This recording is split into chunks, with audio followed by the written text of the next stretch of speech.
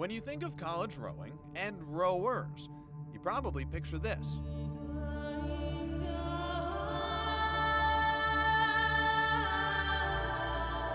But each season, before they ever touch the water, a rower first has to make it through this.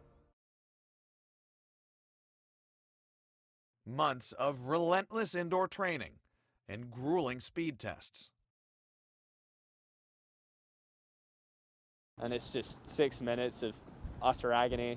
They endure every year for the promise of days like these to come. But for the George Washington University men's varsity program, team captain Patty George says a July announcement from the school means this year will be their last. I remember it.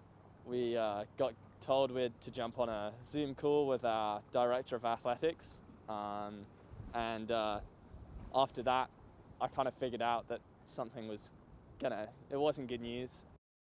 GW announced its decision to cut the varsity status of men's rowing and 6 other sports by the end of this spring.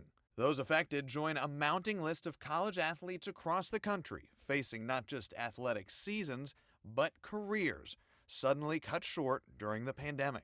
Something you've worked towards since your freshman year of high school is now ending.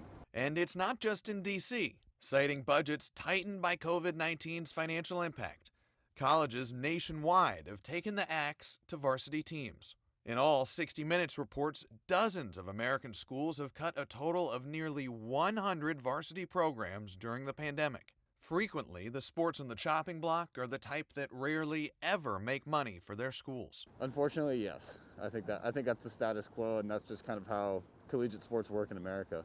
At GW, men's rowing, co-ed sailing, men's and women's squash, men's indoor track, men's tennis, and women's water polo were all cut. The GW Athletics Department declined to be interviewed for this story, but did refer us to these online statements describing what they call a difficult decision. In them, the university says athletic programs were already under review before the pandemic struck, but the roughly $200 million hole COVID punched in its bottom line made the work more urgent. GW says factors like NCAA participation, Title IX compliance, expense savings, and others were all weighed when deciding which sports to drop. For student athletes on cut programs, scholarships will still be honored through graduation, and any athlete choosing to transfer will get school support. There's a lot of higher-ups in our athletic department that are trying to make our last season special. The rowers now hope to compete as a club sport moving forward, but their experience over the past year makes them worry that when financial hardship strikes again, other programs could be next. I think, honestly, a lot of amateur sports are going to really suffer in the coming years if colleges and other sort of athletic clubs keep making these decisions. Zach Merchant, WUSA 9.